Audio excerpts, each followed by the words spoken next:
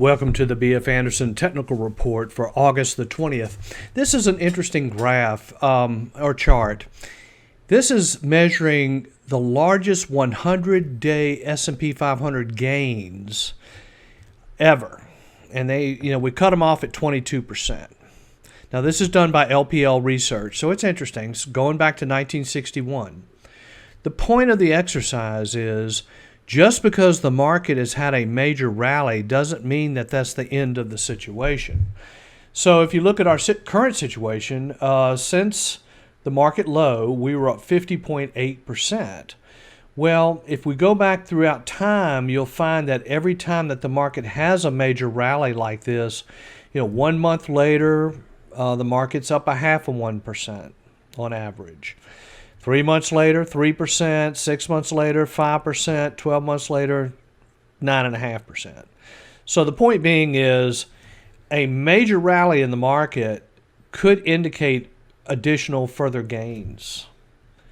Now, this is a graph here where we're talking about the market going through a bull market, bear market, and back in a bull market again. This is February 19th of this year where we peaked, bear market, and then we're now in a bull market as the S&P 500 has hit an all-time new high from the March 23rd bottom. So the next step would be, okay, throughout history, after the market has gone into this direction, which, as you can see here, the length of this bull market is only 4.9 months. Well, if you go back and look at other bull markets, they tend to last a long time. It's not like, well, it's 4.9 months and it's over, 51% move and it's over. I mean, look at what happened in 2009. We went up 400% for 131 months. Now, on bear markets, you can see here that, going back to 1929, you had a dramatic drop, of course, in the stock market. So, this has been a very short bear market. This bear market only really lasted 1.1 months. So let's get into the chart, see where we stand right now. Okay, the NASDAQ continues to act perfect. We've got a nice steady uptrend in the moving averages. Like I say, this is a bull market. Here we have the NASDAQ on a weekly basis, continues to be in a powerful uptrend on a buy signal.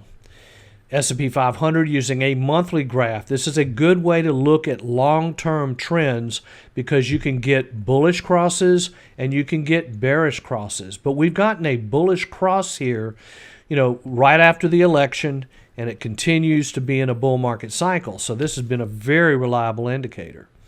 Here we have the same monthly graph, but on the NASDAQ. You can see here, very steady on a bullish cross, making an all-time new high. In fact, I saw a report the other day where the NASDAQ is now being considered the next Dow or the next S&P 500.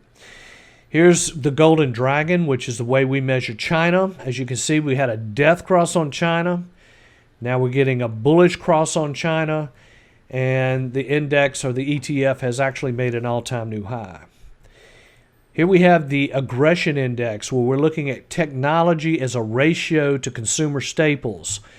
Now, we did make a peak, we pulled back, failed to make a higher high. So this, however, the main thing about this particular trend is it's holding above the moving average. But the main thing is to look at the actual indicator. The indicator is a weekly graph where we can see here the 40-week moving average is continuing in an uptrend and the actual ratio is above the 40-week moving average. That is the indicator. That is the buy signal. So investors are aggressive. Here we have three economic indicators we're keeping an eye on. Interest rates really aren't going anywhere. This is the 200-day moving average. Interest rates not doing anything. West Texas Intermediate crude oil is starting to perk up a little bit, just barely getting above that 200-day moving average. Nothing to write home about. Here we have the financial stocks, meaning the banks and insurance companies. Again, as you can see with the interest rates, this kind of moves together with interest rates, not above the 200-day, continues to look weak. Now, the put-call ratio, we're going to talk a little bit more about institutional money as we get into the video. This is an institutional measurement. Now, this is important because Institutions drive the market. The funds, the mutual funds, the exchange-traded funds, the hedge funds, that's 80 to 90% of the volume on the exchanges.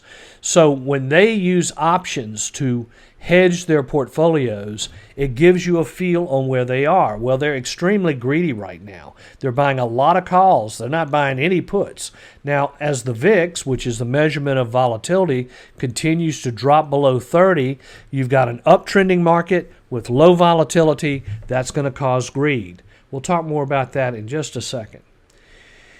Again, this is the S&P 500 on a daily basis where we're looking at the 25-day and the 50-day moving average. We had resistance here where we broke above it, continues to rally. This is also the S&P where it held the 200-day moving average, tested it twice, now in an uptrend. Okay, new lows. We're not seeing any magnitude of new lows. Anything over 40 a day becomes troubling.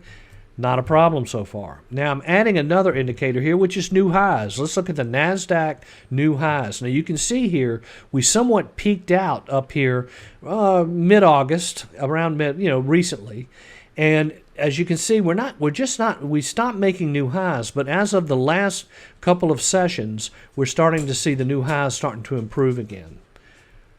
Okay, this is an exposure index. It is the NAAIM exposure index. Now what this index or this exposure index measures is what percent of institutional money's portfolios are in the market. So this would be 100% of their portfolio is in the market, zero cash. Down here they would have 10% in the market, 90% cash. So what's interesting about this is that you go back and look at different periods. How many times have we gone from 90% cash to 100% invested, 90% cash to 100% invested? So it's only happened two other times, which was 2011 and then 2014. Now you can see that the market, continued to stay in a very strong uptrend. So the argument could be made that if the institutions are 100% in fact, they're actually more than that because they use leverage, they're 101.2% in. So what's the story here is that the institutions are in this market. They have a very high level of confidence. So what's going to be next? It's really obvious. The retail investor has a lot of cash on the sidelines. The latest AAII survey has 48% of retail investors that are bearish.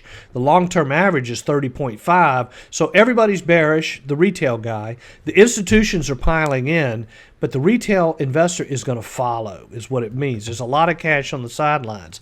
So when we got this particular reading here where we got to 100%, the market went up 40.82%.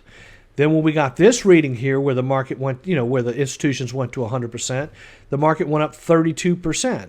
So just because the market has moved up a bunch and the institutions are fully invested, by no means that this is the end of the bull market. This thing could continue to go for years. Okay, let's get into the top five. This is a company called Digital Turbine Software, breaking out, hitting an all-time new high. We got a major gap up here with, extraordinarily high volume. Let's keep an eye on it. This is a company called iRhythm Technologies.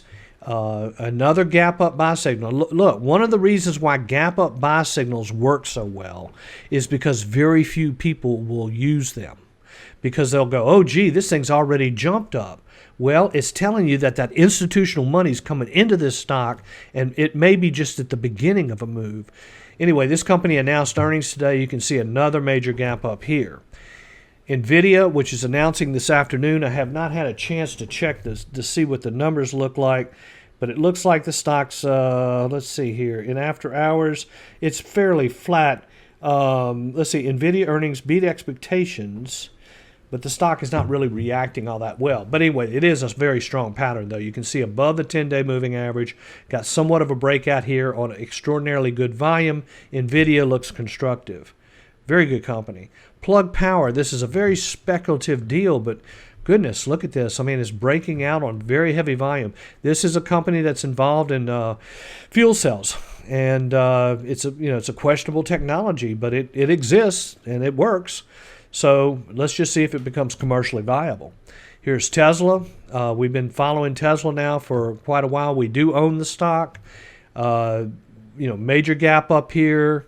After the earnings, I did not really like the way the stock reacted, but man, it turned right around, broke out above that base, and it continues in a very powerful uptrend. So all in all, things are looking pretty darn positive. This is a bull market. Stay with it. Thank you.